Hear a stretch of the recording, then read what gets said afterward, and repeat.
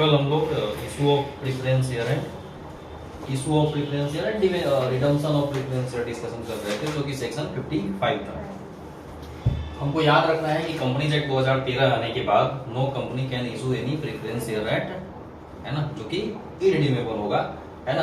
कोई भी कंपनी मतलब no company can issue any preference share, है ना, विच इज इरिडीमेबल, है ना। सब अब रिडीमेबल होगा, है ना। उसके बाद है कि उसका भी टाइम पीरियड डिसाइडेड है कि 20 साल से ज्यादा के लिए हम इशू नहीं कर सकते हैं। उसके बाद है कि जो शेड्यूल 6 में इंफ्रास्ट्रक्चर कंपनी को बताया गया है, तो इंफ्रास्ट्रक्चर एक्टिविटी में अगर कोई कंपनी इन्वॉल्व है तो 20 साल से ज्यादा के लिए भी इशू कर सकती है। फिर हमने देखा था कि रिडम्पशन कैसे किया जाएगा, तो जनरली रिडम्पशन हम कैसे करेंगे, तो जो प्रॉफिट बचता है डिविडेंड के लिए उससे हम एक कैपिटल रिडम्पशन रिजर्व अकाउंट बना रहे थे, ठीक है। और फिर क्या कर रहे थे, या कोई फ्रेश इशू करके प्रेफरेंशियल इशू करके अगर कोई पैसा आ रहा है तो उस पैसे को भी हम रिडम्पशन के लिए यूटिलाइज कर सकते थे। दूसरा था कि हम देखे थे कि अगर प्रीमियम पे इशू किया गया है प्रेफरेंशियल तो उस केस में क्या किया जाएगा, है ना। तो प्रीमियम पे अगर रिडम्पशन होगा, प्रीमियम पे रिडम्पशन होगा, तो हम देखे थे कि इसके लिए सिक्योरिटी प्रीमियम अकाउंट को हम यूज कर सकते हैं।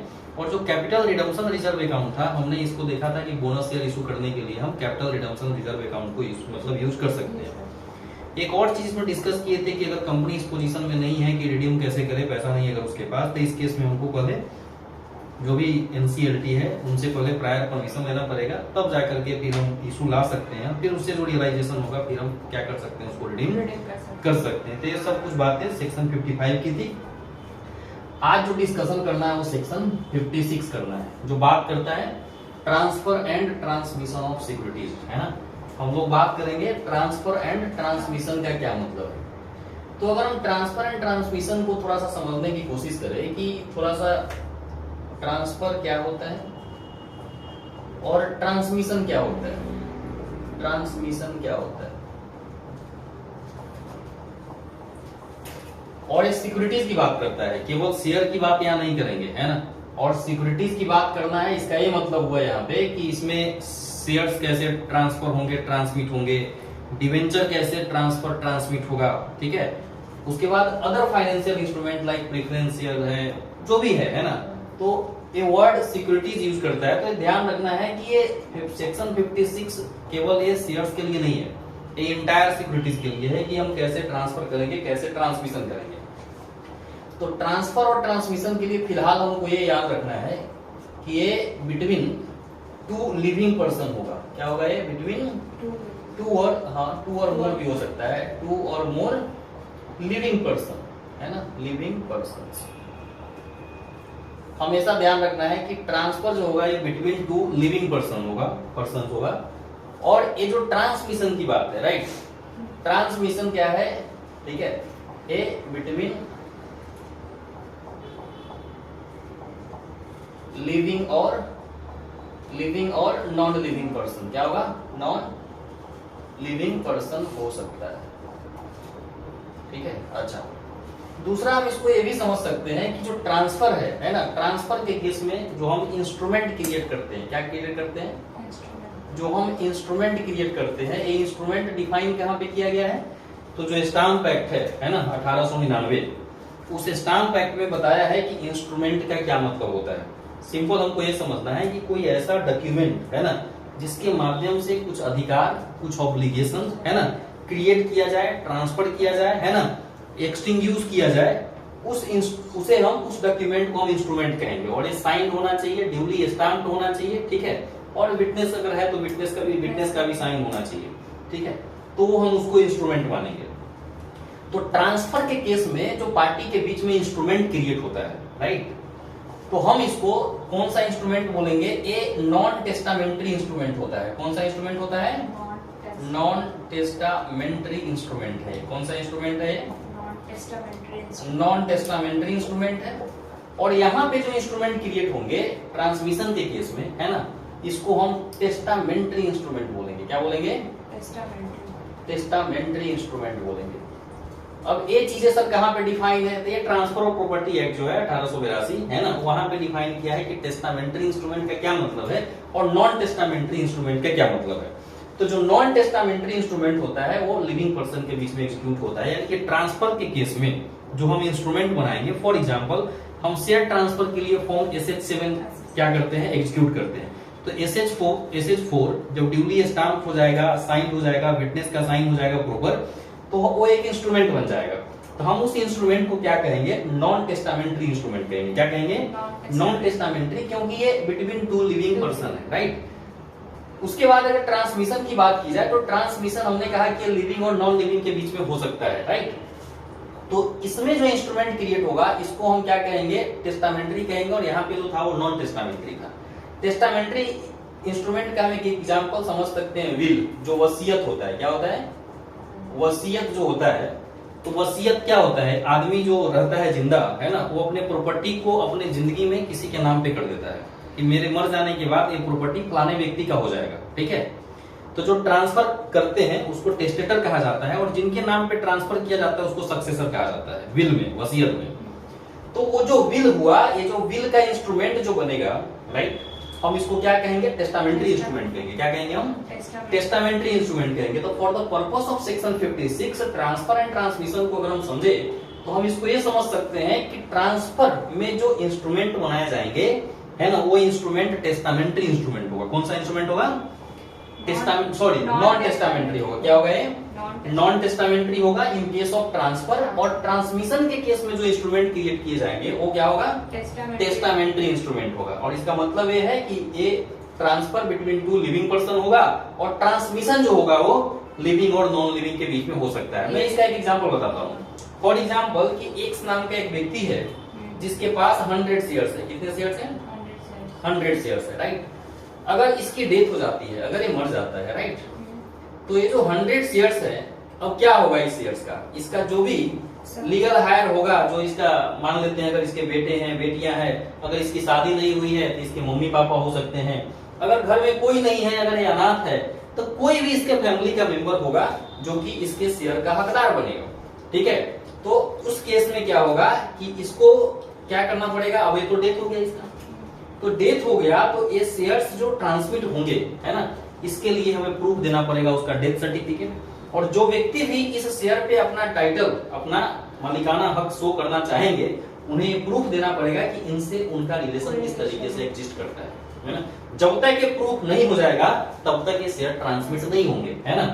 एक और बात है, ये ट्रांसफर जो है ना, ये by the act of parties है। ये किसके द्वारा होता है? By the act of parties.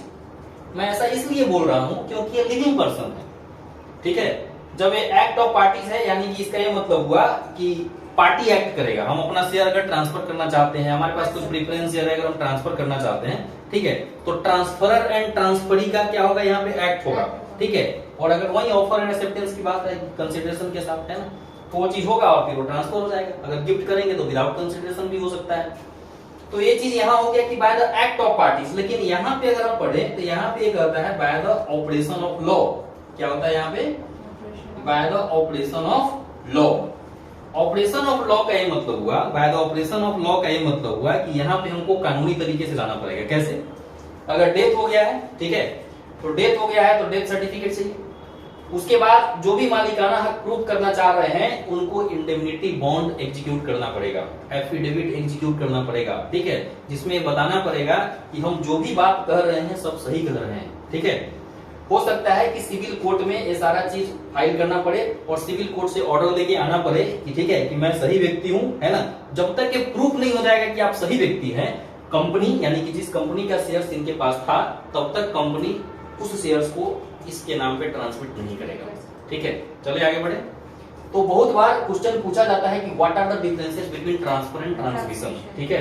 तो इसके माध्यम से हम समझ सकते हैं कि ये है और ये है, ये नॉन टेस्टामेंट्री इंस्ट्रूमेंट है, ये टेस्टामेंट्री इंस्ट्रूमेंट है, ये by the act of parties है, जबकि ये by the operation of law है। बढ़े आगे। ये सिर्फ डेथ के ही केस में ट्रांसमिशन, डेथ हो सकता है, उसके बाद एक और चीज हो सकती है, इंसॉल्वेंसी हो गई, हमारे पास कुछ सिक्योरिटीज था, हम इंसॉल्वेंट हो गए, राइट, तो फिर कोर्ट आएगा इसमें, इंटरफेयर करेगा कि भैया अब ये जो मेरे पास सिक्योरिटीज है, ठीक है, किसके पास जाएगा, ठीक है। तो इंसॉल्वेंसी के केस में भी हो सकता है। ये पागल हो गया, अगर कोई व्यक्ति किसी के नाम पे सिक्योरिटीज है, अगर कोई लुनेटिक हो गया, पागल हो गया, तो ऐसे बोलने के लिए हम लोग आम भाषा में बोल देते हैं कि तुम पागल हो, राइट। लेकिन अनटिल एंड अनलेस कोर्ट किसी को पागल घोषित नहीं कर दे, उसका मेडिकल सर्टिफिकेट जब तक नहीं हो जाए कि अनसाउंड माइंड है ना, हम उसको पागल नहीं बोल सकते हैं, ठीक है। तो उस केस में भी अगर कुछ सिक्योरिटीज है, अगेन ऑपरेशन ऑफ लॉ तो हो ही रहेगा, ये सारा केस इसमें हो सकता है। अनसाउंडनेस हो सकता है, इंसॉल्वेंसी हो सकता है, डिस्क्वालिफाइड अंडर एनी लॉ हो सकता है ना, डेथ भी हो सकता है। तो इन तमाम सारे केसेस में ट्रांसमिशन ऑफ सिक्योरिटीज होगा, न कि ट्रांसफर होगा। बढ़िया है। अब जो सेक्शन 56 है ना, इसका जो सबसेक्शन 1 है वो कहता क्या है? वो कहता है कि ये ट्रांसफर एंड ट्रांसमिशन की बात उसी कंपनी में होगी जिस कंपनी के पास क्या होगा, हैविंग शेयर कैपिटल। ठीक है, पहला चीज तो ये कहा इन्होंने। उसके बाद कहा कि अगर सिक्योरिटीज डीमेट फॉर्म में है, किस फॉर्म में है? डीमेट फॉर्म में है। पहला चीज है कि हैविंग शेयर कैपिटल होना चाहिए कंपनी के पास। ठीक है, कंपनी हैविंग शेयर कैपिटल है ना, entitled to transfer and transmit. उसके बाद इन्होंने कहा कि अगर डीमेट फॉर्म में है, डीमेट का मतलब है डीमेटेरियलाइज फॉर्म है, जनरली लिस्टेड कंपनियों को अपना सिक्योरिटी डीमेट फॉर्म में रखना होता है। तो हमें बताए थे पहले भी कि डीमेट फॉर्म में होने से मतलब है कि डिपोजिटरी के पास अगर रिकॉर्ड में मेरा नाम एज ए सिक्योरिटी होल्डर है तो यह प्राइमा फेसी एक एविडेंस है टाइटल का। अगर फिजिकल फॉर्म में बात करें तो the person who hold the share certificate है ना, उसको क्या मान लिया जाएगा कि उसके पास टाइटल है उस सिक्योरिटी का। अगर शेयर का है तो शेयर होल्डर मान लिया जाएगा। लेकिन अगर डीमेट फॉर्म में है तो जिसका भी नाम डीमेट उसके डिपोजिटरी के पास है, ठीक है, ये मान लिया जाएगा कि वो डिपोजिटरी के पास जिसका नाम है वो होल्डर ऑफ द सिक्योरिटीज है। तो कहता है यहाँ पे कि होल्डर्स जो होंगे, ठीक है, जो भी होल्डर्स होंगे तो डिपोजिटरी के पास इसका नाम होना चाहिए। किसके पास नाम होना चाहिए? डिपोजिटरी। अगर डीमेट में है तो डिपोजिटरी के पास अगर एज ए होल्डर नाम होगा तभी ट्रांसफर एंड ट्रांसमिट हो सकता है। मतलब ये है कि डिपोजिटरी के पास मेरा नाम ही नहीं है तो क्या हम अपना सिक्योरिटी ट्रांसफर कर सकते हैं? हम ट्रेडिंग कर सकते हैं उसके सिक्योरिटी में? पॉसिबल ही नहीं है। डीमेट, हाँ, अगर डीमेट में है दैट मींस कि मेरे क्या होना चाहिए? डिपोजिटरी के पास रिकॉर्ड में होना चाहिए, है ना। अगर नहीं होगा तो हम नहीं है, मतलब हम ट्रांसफर एंड ट्रांसमिट नहीं कर सकते हैं। नेक्स्ट है, मतलब इसका एक एग्जांपल ऐसे भी समझो, जीएसटी में जब हम लोग जीएसटी की बात करते हैं तो जीएसटी में जो हम इनपुट क्लेम करते हैं तो जीएसटी लॉ में भी ये प्रोविजन है कि हम अगर कहीं से परचेज करके सामान लेके आ रहे हैं तो जिस व्यक्ति से मैंने सामान खरीदा, जब तक वो सामने वाला व्यक्ति मेरे नाम पे सप्लाई नहीं दिखाएगा तब तक हम इनपुट क्लेम नहीं कर सकते। इन सेम वे कि जब तक मेरे नाम पे सिक्योरिटी नहीं दिखेगा, जब तक हम एज ए होल्डर है ना in the books of depository नहीं है, ठीक है, तब तक क्या हम उसको ट्रांसफर और ट्रांसमिट की बात कर सकते हैं? क्या कैसे कर सकते हैं? क्योंकि मेरे पास टाइटल का एविडेंस ही नहीं है। ठीक है, तो उसके बुक्स में मेरा नाम होना चाहिए। दूसरा है कि हम ये भी बताए थे कि जो डिपोजिटरी के पास हमारा सिक्योरिटी होता है तो डिपोजिटरी को, ठीक है, रजिस्टर्ड ओनर कहा जाता है। क्या कहा जाता है? डिपोजिटरी को रजिस्टर्ड ओनर कहा जाता है और जिसका नाम होता है डिपोजिटरी के पास उसको बेनिफिशियल ओनर कहा जाता है।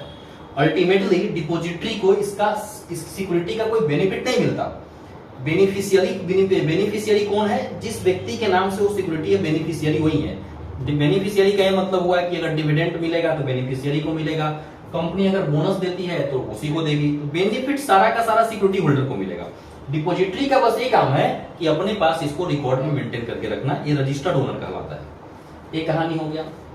अब कहता है कि एक और बात है कि जब भी ट्रांसफर और ट्रांसमिट की हम बात करेंगे, है ना, तो इसके लिए इंस्ट्रूमेंट क्रिएट होना चाहिए। क्या होना चाहिए? इंस्ट्रूमेंट होना चाहिए। तो ट्रांसफर के केस में इंस्ट्रूमेंट क्रिएट होता है। मैंने एक एग्जांपल यहाँ पे दिया है कि अगर कोई व्यक्ति शेयर ट्रांसफर करता है तो SH4 में हमको क्या करना पड़ता है? शेयर ट्रांसफर एग्रीमेंट बनाना पड़ता है। तो शेयर ट्रांसफर जब हम एग्रीमेंट बनाएंगे, यहां हम चर्चा कर रहे थे इंस्ट्रूमेंट का, तो इसका ये मतलब होगा कि उस शेयर ट्रांसफर एग्रीमेंट पे, ठीक है, हमको क्या करना पड़ेगा? ट्रांसफरर का, ट्रांसफरी का प्रॉपर सिग्नेचर होना चाहिए, विटनेस का साइन होना चाहिए, ठीक है, और उस पे जो स्टाम्प एफिक्स करना होता है, एडहेसिव स्टाम्प एफिक्स करना होता है, वो स्टाम्पिंग भी होनी चाहिए। ठीक है, उसके बाद स्टाम्प एक्ट में स्टाम्प को कैंसिल करने के प्रावधान भी बताए गए हैं कि how we have to cancel, है ना, तो हमको कैंसिल भी करना पड़ेगा। ये सब प्रक्रिया जब होगी तब जाकर के जो इंस्ट्रूमेंट बनेगा वह इंस्ट्रूमेंट एक वैलिड इंस्ट्रूमेंट माना जाएगा। अब क्वेश्चन है कि सर स्टाम्प कितने का स्टाम्प हम लगाएंगे, है ना, तो स्टाम्प ड्यूटी तय करने का जो जिम्मेदारी है ये राज्य सरकार का है।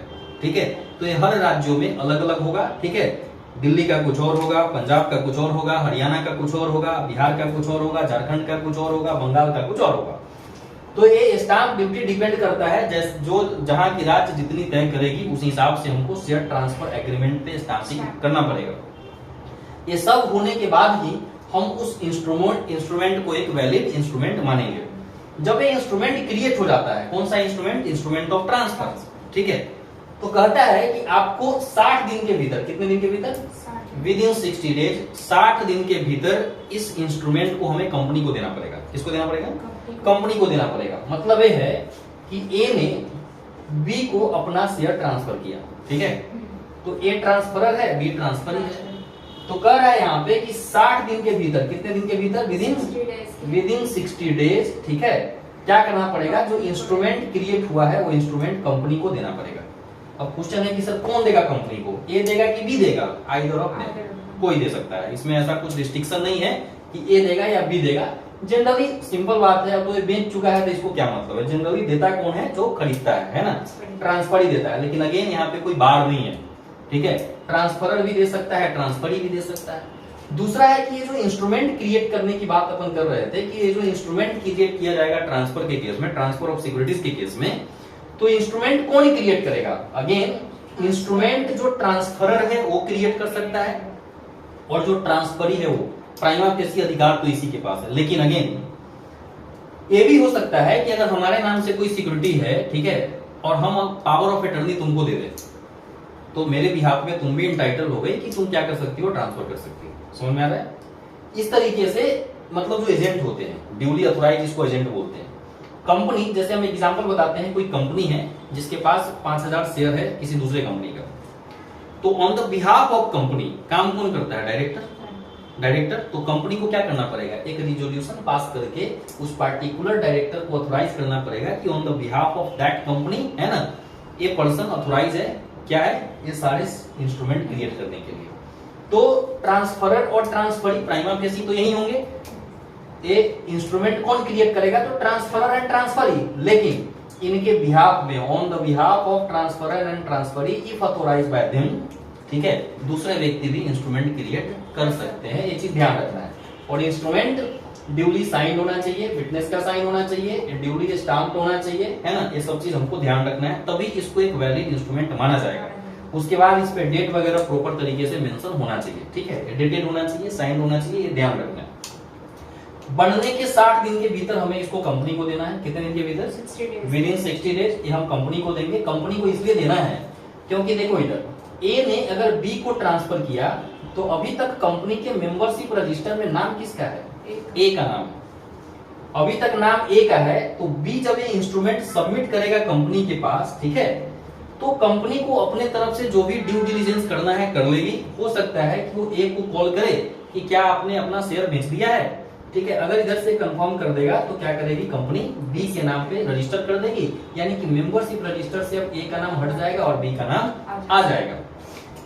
उसके बाद इसमें एक और चीज इन्होंने कहा कि जब ए ट्रांसफर होगा, तो जब ए ट्रांसफर करेगा तो अगर ए के पास अगर कोई शेयर सर्टिफिकेट है, जो SH1 में शेयर सर्टिफिकेट का जो फॉर्मेट होता है, तो अगर ए के पास कोई शेयर सर्टिफिकेट है तो SH4 के साथ, अगर हम बात करें SH4 की, तो SH4 के साथ ए शेयर सर्टिफिकेट भी बी को सौंप देगा, क्या कर देगा, बी को दे देगा। क्योंकि जब आपके पास अब शेयर नहीं रहा तो शेयर सर्टिफिकेट भी आप क्या करेंगे, ट्रांसफर कर देंगे। तो ये इंस्ट्रूमेंट, शेयर सर्टिफिकेट और इंस्ट्रूमेंट, है ना, executed between transferor and transferee, है ना, क्या होगा, shall be submitted to the company within 60 days from the date of creation of such instrument। तो अब जाएगा कंपनी के पास, तो कंपनी अपने स्तर से चीजों को चेक कर लेगी, और चेक करने के बाद कंपनी क्या करेगी, बी का नाम as a member membership register में रजिस्टर कर लेगी। एक और बात है, अगर कंपनी को कि अगर इस पूरे ट्रांजैक्शन में अगर डाउट लगता है कहीं भी, ठीक है, अगर कुछ भी डाउट लगता है तो इस केस में हो सकता है कि कंपनी के जो बोर्ड होंगे वो हमसे इंडेमनिटी बॉन्ड मांगे, क्या मांग सकते हैं। और लॉस्ट के केस में भी है, ये क्या है, यहाँ पे लिखा हुआ है कि अगर लॉस्ट हो जाता है, क्या हो जाता है, मतलब SH4 तो बना लेकिन 60 दिन अभी पूरा नहीं हुआ था और लॉस्ट हो गया। मान लेते हैं कि किसी के घर में आग लग गई, ठीक है, उसमें जल करके राख हो गया, बाढ़ का पानी आया, ठीक है, वो जो इंस्ट्रूमेंट क्रिएट हुआ था वो गल गया, है ना, इलेक्ट्रिसिटी का शॉर्ट सर्किट हुआ, आग लगा, जल गया, हो सकता है ऐसे का। तो इस केस में इन्होंने क्या कहा, ऐसा अगर सिचुएशन अगर होगा तो उस केस में क्या करना पड़ेगा, हमको एक इंडेमनिटी बॉन्ड बनाना पड़ेगा, है ना। और ये इंडेमनिटी बॉन्ड अब कैसे बनेगा, तो कॉन्ट्रैक्ट एक्ट में, इंडियन जो कॉन्ट्रैक्ट एक्ट 1872 है, वहां पे स्पेशल जो कॉन्ट्रैक्ट की कैटेगरी है उसी में आता है कॉन्ट्रैक्ट ऑफ इंडेमनिटी, जिसमें दो पार्टी होते हैं, एक होता है इंडेमनीफायर और एक होता है इंडेमनिटी होल्डर। ठीक है, तब यहां पे क्या होगा कि अब अगर ऐसी सिचुएशन आ गई है कि इंस्ट्रूमेंट लॉस्ट हो गया है, चाहे अगर कंपनी को किसी भी पार्ट पे अगर डाउट हो रहा है तो कंपनी इंडेमनिटी बॉन्ड को मांग सकती है। ठीक है, इंडेमनिटी बॉन्ड में सर क्या लिखा जाता है? इंडेमनिटी बॉन्ड में हमें लिख करके देंगे कि हम जो भी जानकारी आपको दे रहे हैं ये सब हम सही जानकारी दे रहे हैं। ठीक है, कि ऐसा इंस्ट्रूमेंट हुआ है क्रिएट, अगर कल के दिन में यानी कि इन फ्यूचर अगर कुछ इस पे डिस्प्यूट अराइज होता है, चाहे मेरे इस एक्ट के वजह से कंपनी का अगर कोई नुकसान होता है, फॉर एग्जांपल एक फ्रॉडरी करके बी ने इंस्ट्रूमेंट बनाया और कंपनी के पास ये रजिस्टर करवा लिया, तो कल के दिन में जब ए को पता चलेगा तो ये तो एक्शन लेगा, ये तो सूट फाइल करेगा, ये तो कंपनी के ऊपर भी सूट फाइल करेगा ये कि आपने ऐसे कैसे कर दिया, है ना। तो कहता है ये इंडेमनिटी बॉन्ड इसलिए बनवाया जाता है ताकि कल के दिन में कुछ भी नुकसान अगर कंपनी का होता है तो कंपनी जो ट्रांसफरी है उससे रिकवर कर सकती है। ठीक है, इसलिए इंडेमनिटी बॉन्ड यहाँ पे देना पड़ेगा।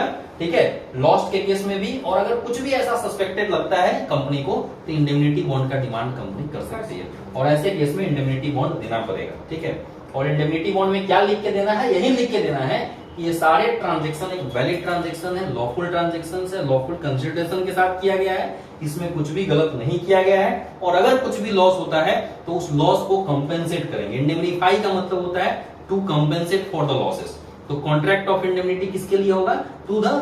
To compensate for the losses, कि अगर कुछ भी लॉस होता है मेरी वजह से तो हम आपको इसके लिए कंपेंसेट करेंगे। अभी हम लोग बस पढ़ रहे हैं subsection 1।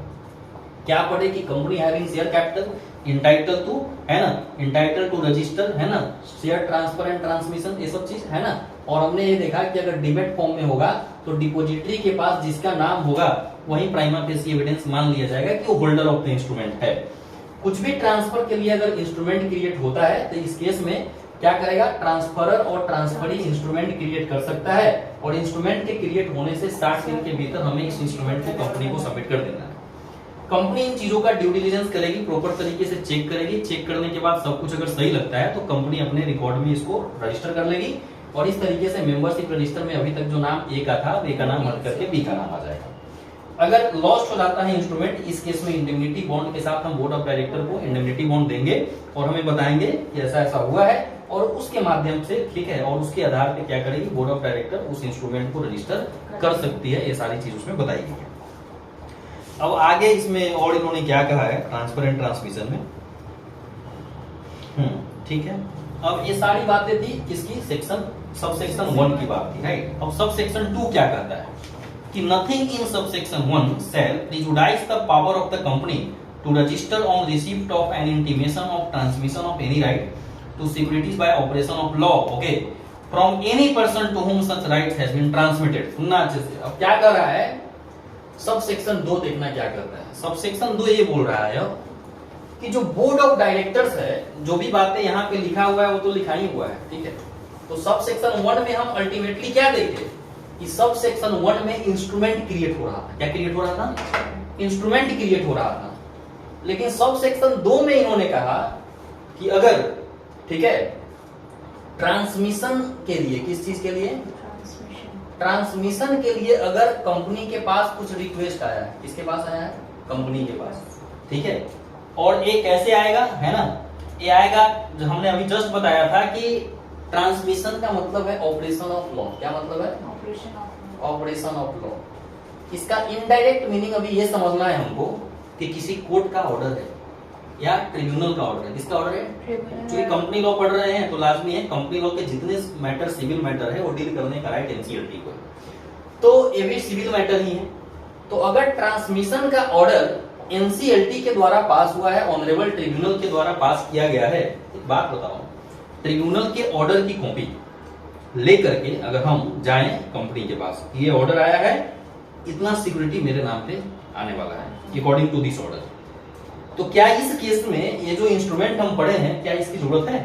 There is no requirement. तो बोला है कि बोर्ड यहाँ पे ही बोल रहा है कि nothing in subsection 1 prejudice the power of board. बोला है कि जो भी चीज आपने इधर पढ़ा है इधर तो पढ़े कि बोर्ड तब करेगा जब इंस्ट्रूमेंट क्रिएट होगा, ठीक है, और 60 दिन के अंदर जाएगा।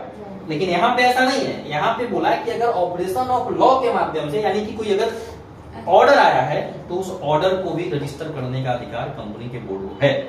और अकॉर्डिंग टू दिस ऑर्डर क्या करेगी कंपनी, जो भी जिसके नाम पे भी सिक्योरिटी ट्रांसमिट किए गए हैं उसके नाम पे वो रजिस्टर कर देगा। सारा चीज उस ऑर्डर में ब्रीफ लिखा रहेगा, है ना, कि क्या क्या होना है। तो उस ऑर्डर के रेफरेंस से कंपनी का बोर्ड या कंपनी के बोर्ड ऑफ डायरेक्टर क्या करेंगे, उस सिक्योरिटी को ट्रांसमिट कर देंगे। आगे बढ़े, ये था सबसेक्शन 2।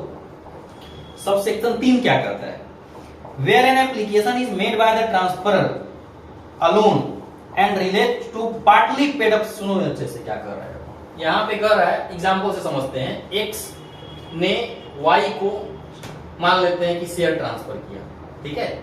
एक्स यहां पे क्या है, ट्रांसफरर है, और ये क्या है, ट्रांसफरी है। ये जो शेयर है ना, ये पार्टली पेड अप है। क्या है, पार्टली पेड अप है। अब देखना है इसमें क्या होगा। मान लेते हैं कि शेयर की कीमत 10 रुपए ईच है। क्या है, 10 ईच है।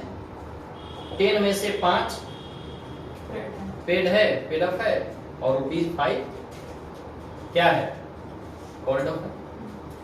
अनपेड बोल सकते हैं इसको, ये अनपेड है। तो कहा कि जब भी पार्टली पेड अप सिक्योरिटी को अगर ट्रांसफर किया जाए, क्या किया जाए, ट्रांसफर किया जाए, तो देखो प्रोसेस क्या बताया इन्होंने कि जब ट्रांसफर होगा तो 60 दिन के भीतर, कितने दिन के भीतर, 60 डेज के भीतर ये कहां जाएगा, कंपनी के पास जाएगा। तो कहा कि जब ये कंपनी के पास जाएगा, ठीक है, तो कंपनी क्या करेगी, कंपनी, ठीक है, कंपनी किसको इंटीमेट करेगी, बताओ, यहाँ पे किसको इंटीमेट करेगी कंपनी, ट्रांसफर ट्रांसफर, क्योंकि वो अभी तक अनपेड है। देखो ट्रांसफरर को क्यों करेगी, ट्रांसफरर को देखो अपना सिक्योरिटी ट्रांसफर कर दिया है।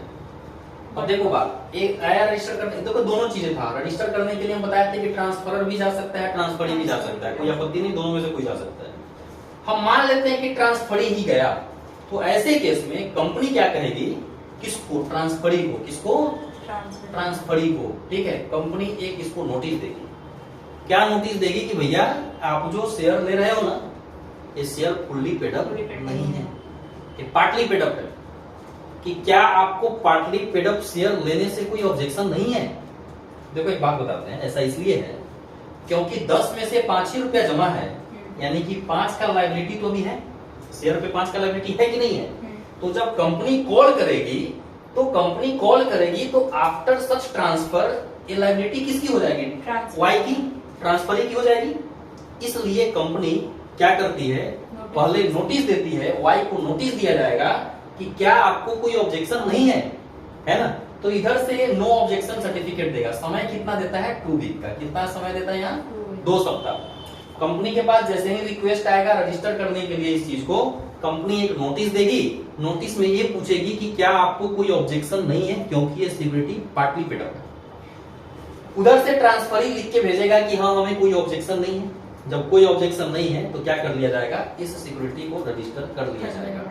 अब रजिस्टर इसके एनओसी आने के बाद किया गया है, इसका ये मतलब हुआ कि जो एक्स की लायबिलिटी थी अब वो खत्म हो गई, है ना। एक्स की लायबिलिटी अब खत्म हो गई। अब जब भी कॉल किया जाएगा, ये पैसा देने का जो दायित्व है वो वाई का होगा। किसका होगा, ये वाई का होगा। इसलिए कंपनी पहले आश्वस्त हो जाती है कि ये ट्रांसफरी को पता होना चाहिए कि company fully paid up share transfer नहीं कर रही है, ये partly paid up share transfer कर रही है। आगे बढ़े। इन केस सर कंपनी अगर नोटिस भेजती और ट्रांसफर मना कर देती है तो वो क्या एनओसी देने से मना कर देती है, मतलब नहीं, वो चाहती है कि फिर फुल पेड अप हो जाए, देनी। हाँ तो वही बात हुआ ना कि SH4 कैंसिल हो जाएगा। हाँ खत्म हो जाएगा, फिर खत्म हो जाएगा, एग्जीक्यूट ही नहीं हो पाएगा, फिर कैसे एग्जीक्यूट होगा, ठीक है। तो ये बोलता है सेक्शन 3। आगे सब बढ़े। यहाँ पे 2 में था by the operation of law, यानी कि ट्रांसमिशन की बात कर रहा था। 3 में हम देखे कि अगर पार्टली पेड अप इंस्ट्रूमेंट को अगर ट्रांसफर किया जाए तो इस केस में कंपनी एक नोटिस देगी ट्रांसफरी को, 2 सप्ताह का समय दिया जाएगा। एनओसी जब तक नहीं आएगा तब तक इसको रजिस्टर नहीं किया जाएगा। सब सेक्शन 4 बड़ा इंपॉर्टेंट है। Subsection 4, every company shall unless prohibited by any provision of law और any order of court, tribunal और other authority deliver the certificate of all securities allotted, transferred और transmitted. ठीक है, देखना यहाँ पे क्या कर रहा है। अपन पढ़ते हैं सब सेक्शन 4। अच्छा, यहाँ पे जो हम बता रहे थे ना कि जब ट्रांसफर होता है तो शेयर सर्टिफिकेट अगर मेरे पास कुछ है तो वो भी ट्रांसफर हो जाएगा, है ना। ये भी हो सकता है कि शेयर सर्टिफिकेट सर नहीं है, कंपनी ने शेयर सर्टिफिकेट इशू ही नहीं किया है, ठीक है, मान लेते हैं ऐसा। बट ऐसा तो होता है ना, कंपनी कमेंसमेंट के टाइम कंपलसरी होता है उसको देना। नहीं, तो अभी बात अपन करते हैं, समय तो निर्धारित है कि कितने दिन के अंदर शेयर सर्टिफिकेट देना है, लेकिन इस सेक्शन में एक बात और इन्होंने कहा था कि अगर मान लेते हैं कि शेयर सर्टिफिकेट नहीं है, कंपनी ने इशू ही नहीं किया है, तो अलॉटमेंट लेटर होगा ना, ठीक है। कंपनी के पास अलॉटमेंट लेटर तो होगा। अगर कंपनी बनने के बाद जब जब अलॉटमेंट होता है तो कंपनी PAS3 फाइल करती है। कौन सा फॉर्म? PAS3। तो उसमें रिटर्न ऑफ अलॉटमेंट जाता है PAS3 में within 30 days from the date of allotment.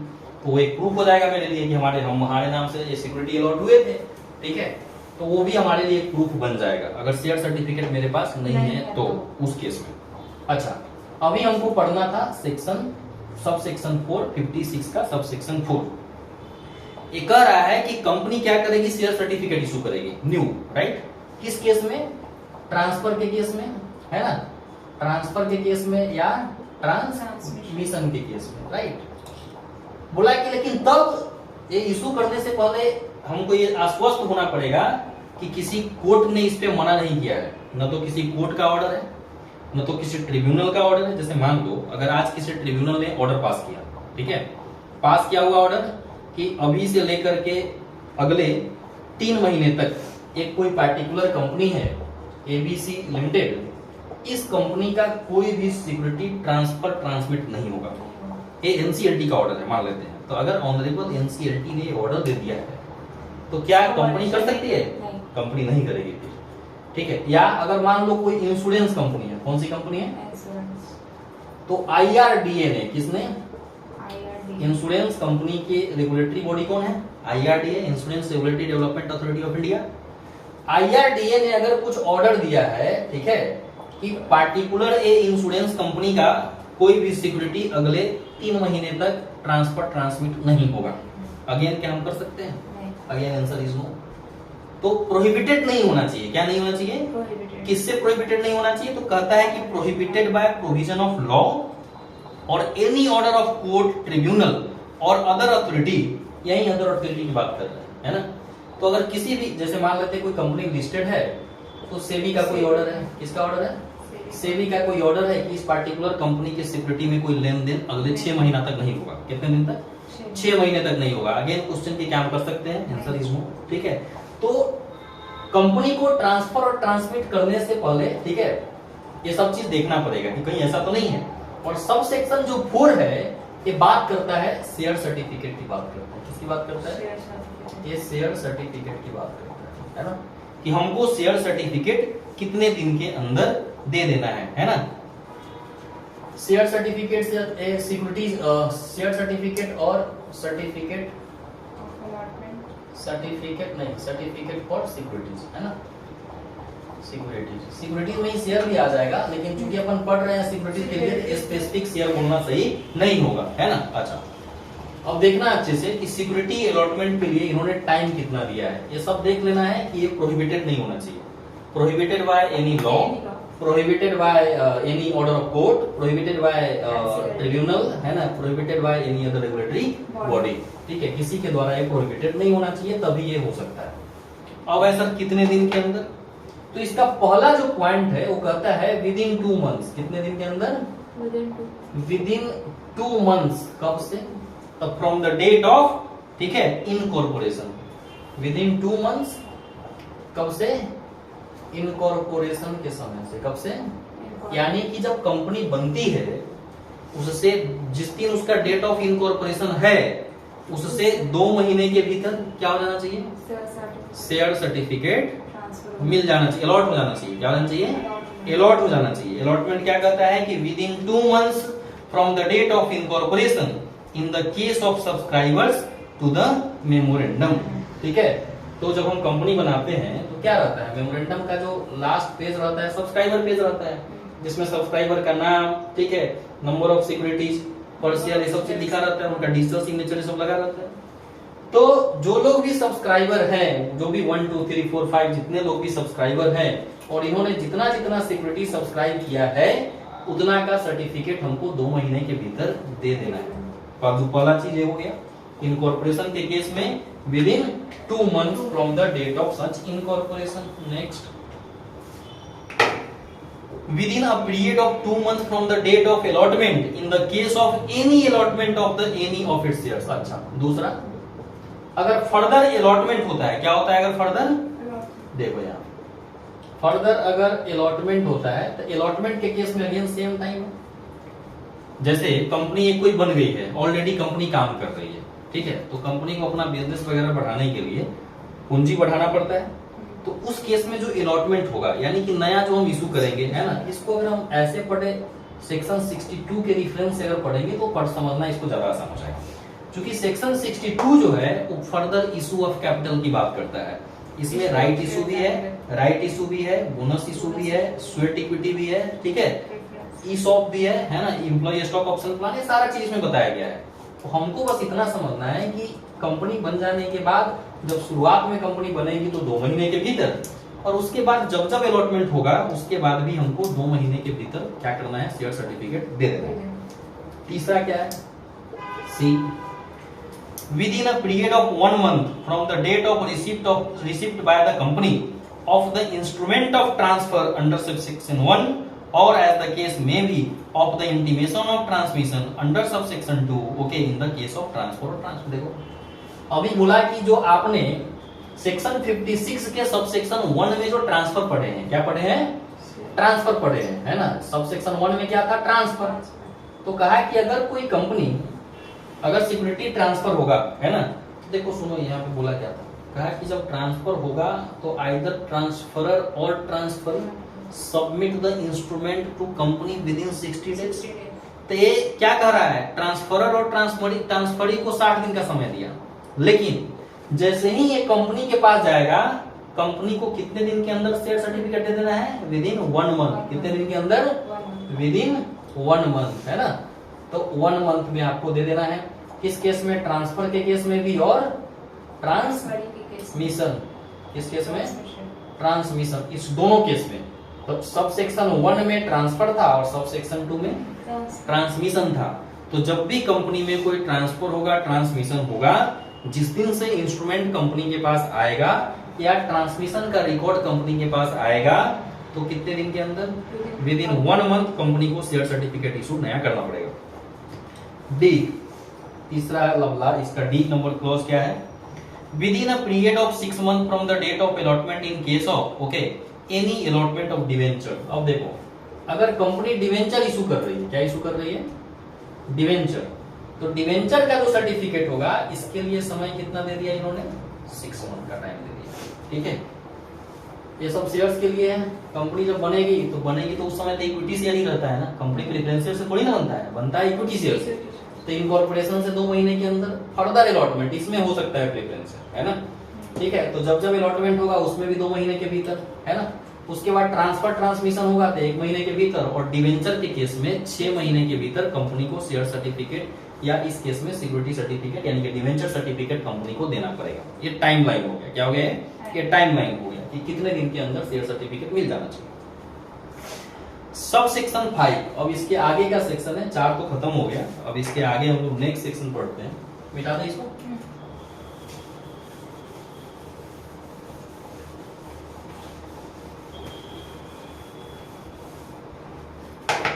The transfer of any security or other interest of a deceased person in a company made by his legal representative shall, even if the legal representative is not a holder thereof, be valid as if he had been the holder at the time of the execution of the instrument of transfer।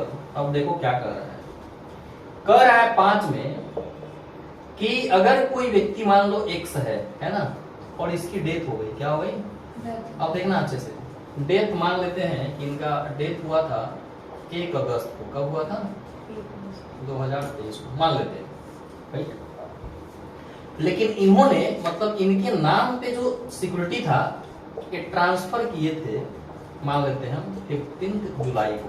कब transfer किए थे, 15 जुलाई को transfer किए थे।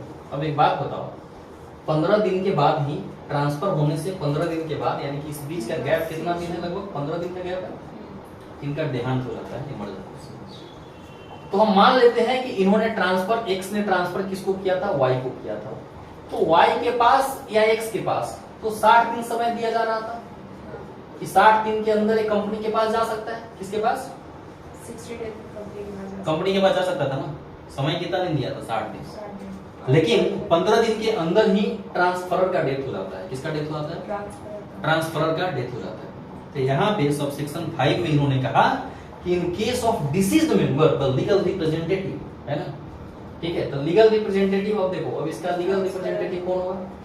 उनके जो बच्चे उच्चे होंगे वही होंगे, है ना। तो कहता है the transfer of any security और other interest of a deceased person in a company made by his legal representative shall, even if the legal representative is not a holder thereof, be valid as if he had been the holder। देखो, तो अब जब ये Y के नाम पे transfer कर चुके थे, ठीक है, तो इनका लीगल रिप्रेजेंटेटिव यानी कि इनके बच्चे वगैरह होंगे, ठीक है। तो जब कंपनी में जाएगी तो हमने क्या कहा कि कंपनी ड्यू डिलिजेंस करेगी और ड्यू डिलिजेंस करके ही पद रजिस्टर करेगी। तो अब तक चेक करेगी तो मर गए, तो मर गए तो इनके जो बच्चे होंगे, इनके परिवार के जो सदस्य होंगे, कंपनी उससे ऑथेंटिकेट कर लेगी कि सच में क्या है, ट्रांसफर हुआ था। समझ रहे हो ना। तो अगर ऑथेंटिकेट हो जाएगा तो फिर क्या कर दिया जाएगा, वाई के नाम पे सिक्योरिटी को रजिस्टर कर दिया जाएगा। बोला कि भले ही एक्स के जो बच्चे हैं वो सिक्योरिटी होल्डर नहीं है, लेकिन वो लीगल रिप्रेजेंटेटिव तो है ना। और ऐसे भी हम बात करें, अगर एक्स के नाम पे कोई सिक्योरिटी है मान लो, तो एक्स के मर जाने के बाद उस पर किसका हक होगा? तो जिसका हक होगा, अगर उसी को कोई ऑब्जेक्शन नहीं है तो कंपनी को रजिस्टर करने में क्या तकलीफ है ना। और ऐसा नहीं कि कुछ ओरल चलता है यहाँ पे, जब भी ऐसी बातें होगी तो कंपनी उनसे रिटर्न में लेगी कि देयर इज नो ऑब्जेक्शन। आप लिख के दीजिए कि कोई आपको कोई ऑब्जेक्शन नहीं है ना, ताकि कल के दिन में अगर आप कोई ऑब्जेक्शन रेज करेंगे तो मेरे पास एक प्रूफ रहेगा कि हमने तो आपसे पूछा था, ठीक है। तो एक कहानी यहाँ पे हो गया, ये सबसेक्शन 5 बोलता है।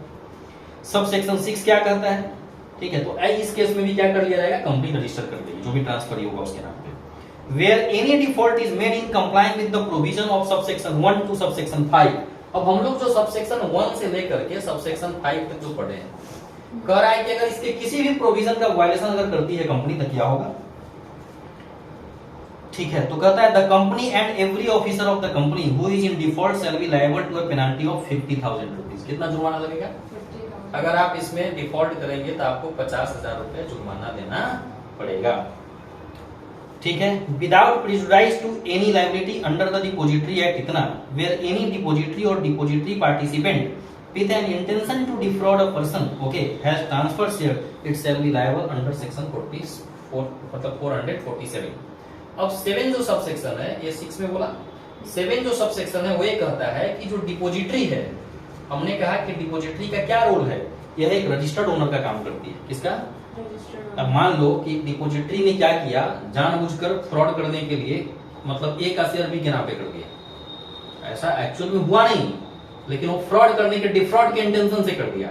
तो कहा कोई भी डिपोजिटरी या डिपोजिटरी पार्टिसिपेंट अगर ऐसा करती है, ठीक है, तो उस केस में सेक्शन जो है यहाँ कंपनीज एक्ट का 447 है ना, एक क्रिमिनल लायबिलिटी बताता है। क्या बताता है? क्रिमिनल लायबिलिटी बताता है। तो कोई भी डिपोजिटरी या डिपोजिटरी पार्टिसिपेंट अगर इस तरह का डिफ्रॉड करेगी, है ना, गलत तरीके से ट्रांसफर अगर करती है, तो उस केस में उसके जो अधिकारी होंगे वो 447 में लायबल माने जाएंगे, यानी कि उनके ऊपर पेनाल्टी और जेल उनको हो सकता है। आया समझ? इस तरीके से ट्रांसफर एंड ट्रांसमिशन खत्म हो गया। अब एक छोटा सा सेक्शन है, उसको भी डिस्कशन अपन कर लेते हैं, फिर आगे जो पढ़ना रहेगा हम लोग आगे पढ़ेंगे।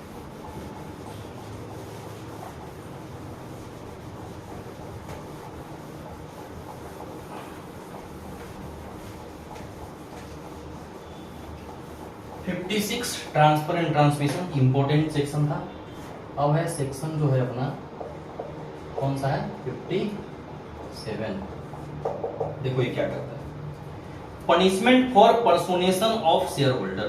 क्या कहता है? पनिशमेंट, वर्ड स्टार्ट देखो कहां से हो रहा है, punishment for personation, personation of shareholder. इसका क्या मतलब? पनिशमेंट, ये देखो वर्ड देखो, जैसे ही ये वर्ड पनिशमेंट, पेनाल्टी, समझ रही है, इम्प्रिजनमेंट, ये सब वर्ड जैसे ही आया ये समझ जाना कि क्रिमिनल एक्टिविटी है। कैसा एक्टिविटी है? और सारे क्रिमिनल एक्टिविटी के लिए कंपनी लॉ में एक सेक्शन है 447। कौन सा सेक्शन? 447। तो इस तरह का वर्ड एकदम दिमाग में बैठा लेना है कि जहां जहां पढ़ते समय पनिशमेंट, पेनाल्टी, इम्प्रिजनमेंट ये वर्ड आए, ठीक है, या ऑफेंस, ठीक है, ये सब फ्रॉड, डिफ्रॉड, ये सब वर्ड आए तो समझ जाना है कि क्रिमिनल एक्टिविटी है। और इस केस में कंपनी लॉ का बस एक ही सेक्शन है जो काम करता है। कौन सा सेक्शन?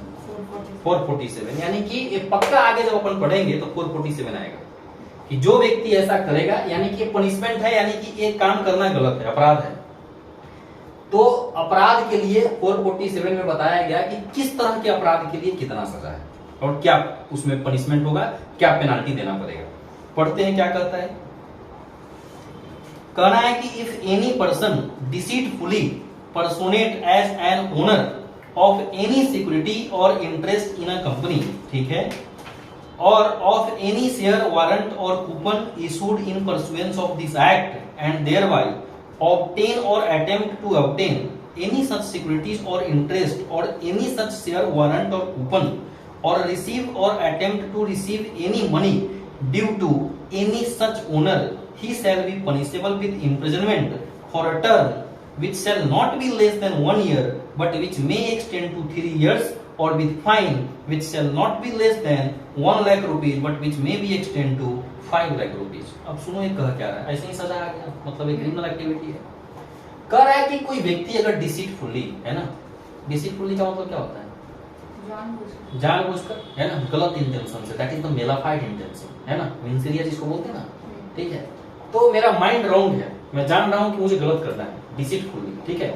तो जानबूझकर कर रहा है कि पर्सोनेट कर रहा है। देखो इसका ये मतलब हुआ, पर्सोनेशन का ये मतलब होता है कि मेरा नाम कुंदन है, मान लो कि हम लिखते हैं कुंदन कुमार, हमने क्या कर दिया, लिख दिया कुमार कुंदन, ठीक है, कुंदन सीधा छोड़ दिए, ठीक है। तो अगर इस तरीके से, है ना, अगर हम अपने नाम को डिसीटफुली अगर मान लो कहीं पे पर्सोनेट कर रहे हैं, गलत तरीके से यूज कर रहे हैं, और मेरा उद्देश्य क्या है कि हम कंपनी का शेयर ले लें, शेयर चुपचाप होल्ड करें, है ना। जैसे ये भी बात है, देखो बहुत लोगों के पास जब ज्यादा प्रॉपर्टी रहता है तो क्या करते हैं, है ना, तो चाहते हैं कि हाँ मेरे नाम पे ज्यादा संपत्ति ना दिखे, मेरे नाम पे ज्यादा इनकम ना दिखे। तो जनरली इस तरह के जो अटेम्प्ट लिए जाते हैं इसीलिए लिए जाते हैं, है ना, कि हम क्या कर रहे हैं, कहीं ना कहीं टैक्स इवेजन करने की कोशिश कर रहे हैं, मनी लॉन्ड्रिंग करने की कोशिश कर रहे हैं, है ना। तो अगर ऐसे एक्टिविटी में हम शामिल होंगे तो ये आपराधिक श्रेणी में माना जाएगा, है ना।